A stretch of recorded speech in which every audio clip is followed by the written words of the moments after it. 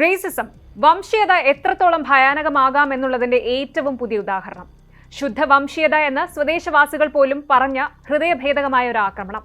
അടുത്തിടെ ഡബ്ലിനിലെ ടാലിയിൽ ഇന്ത്യൻ വംശജന് നേരെ നടന്ന ക്രൂരമായ ആക്രമണം അയർലൻഡിൽ വൻ പ്രതിഷേധങ്ങൾക്ക് വഴിവെച്ചിരിക്കുകയാണ്. സംഭവത്തെ തുടർന്ന് സാമൂഹ്യ മാധ്യമങ്ങളുടെ വംശീയതയ്ക്കെതിരെ കടുത്ത നിലപാടാണ് ഇന്ത്യൻ സമൂഹം സ്വീകരിക്കുന്നത്. അതേസമയം ഇന്ത്യക്കാരെ പ്രതികൂലിച്ചും നിരവധി പേർ രംഗത്തുണ്ട്.